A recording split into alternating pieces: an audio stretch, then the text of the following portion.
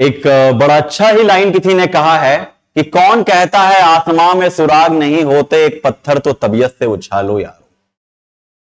आप कहेंगे कि सर इस वीडियो में शायरी का क्या लॉजिक, क्या तर्क बैठता है इस आपके कहे हुए शायरी का इस आने वाले टॉपिक से। तो सीधा और स्पष्ट संबंध है। आप सबने पढ़ा होगा पानीपत की लड़ाई के बारे में, पहला पानीपत, दूसरा पानीपत, तीसरा पानीपत, 1526, 1556, 1761।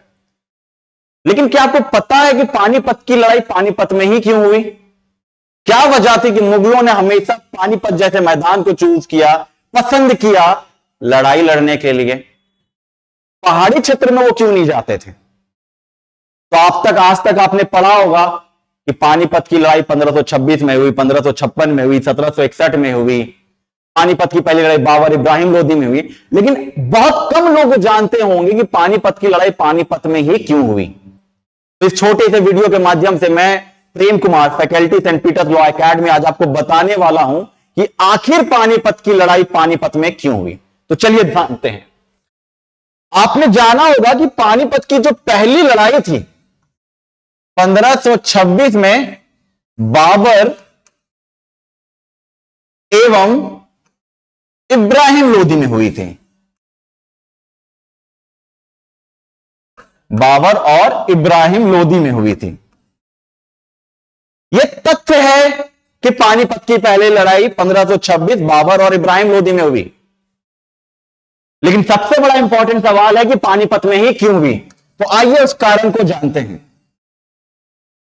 आप जानते होंगे कि मुगल्स कभी भी छापामार पद्धति, जिसको यूं कहें गुरिल्ला वॉरफेयर टेक्निक, में कभी सफल नहीं थे। इसलिए शिवाजी, या यूं कहें माननीय छत्रपति शिवाजी महाराज जी, उनके लिए हमेशा सरदर्द बने रहते थे। और इस युद्ध रणनीति में छत्रपति शिवाजी बहुत आगे थे और यही मुगलों की समस्या थी प्रारंभ से। आपने सुना होगा कि बाबर भारत सरजमी पर बारूद का प्रयोग करने वाला पहला शासक था।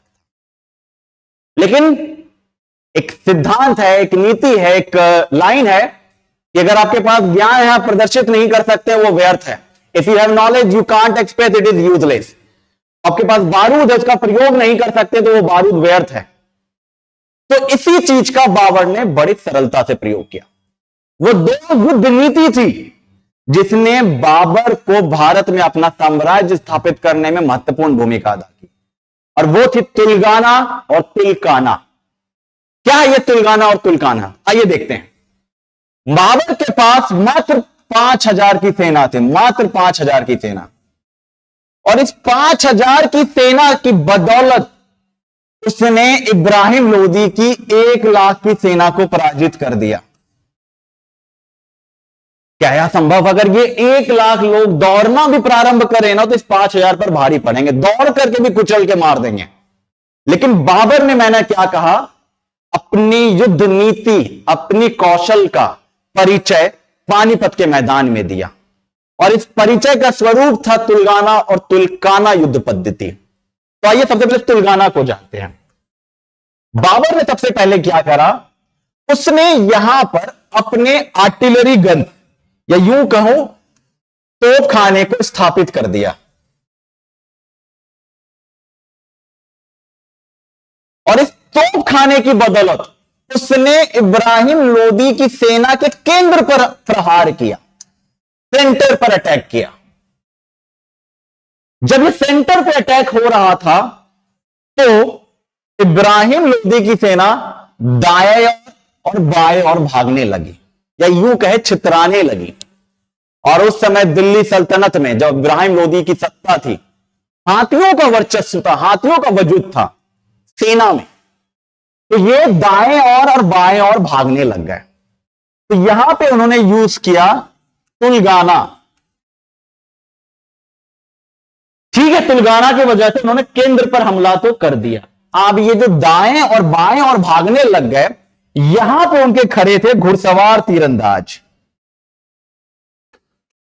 यहां पे खड़े थे घुड़सवार तीरंदाज। इन्होंने अपने घोड़े पर बैठ के तीर से दाएं और बाएं और दागना प्रारंभ कर दिया।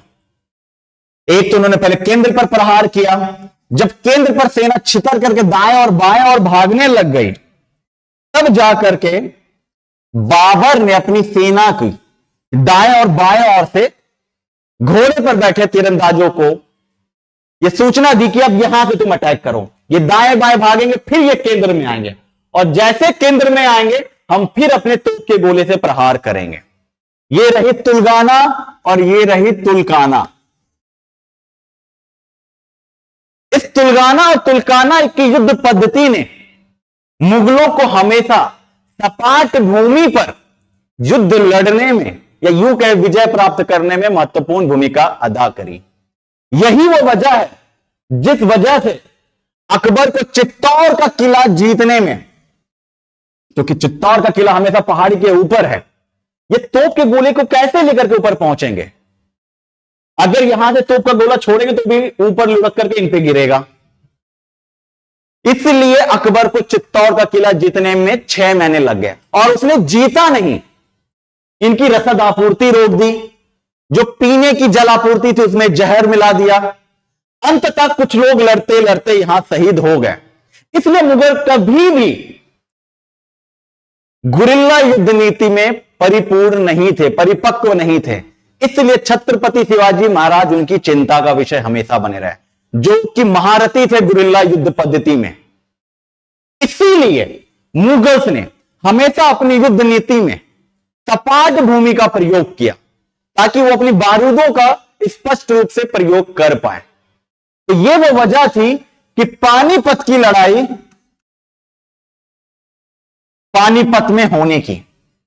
मुख्यतः जो लोग तैयारी करते हैं वो रट लेते हैं कि 1526, 1556, 1761 वगैरह वगैरह, जो कि जीके है, क्या रटना ही तो है। लेकिन जब मैं आपसे उनके तथ्यों के बारे में पूछता हूं, अच्छा एक बात बताओ, पानीपत की लड़ाई तो ठीक है 1526, ठीक है बाबर इब्राहिम लोधी, ठीक है पानीपत, लेकिन अगर मैं आपसे यह पूछूं कि पानीपत की लड़ाई पानीपत में ही क्यों हुई, फिर आप मौन धारण करते हैं।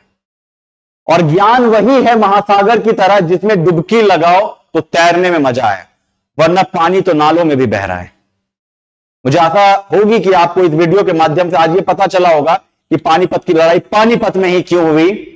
और इसी तरीके से हर एक ऐसे इंटरेस्टिंग फैक्ट पर मैं छोटे छोटे वीडियो आपके सम्मुख लेकर के आता रहूंगा। तब तक के लिए आप हमें इजाजत दें। धन्यवाद।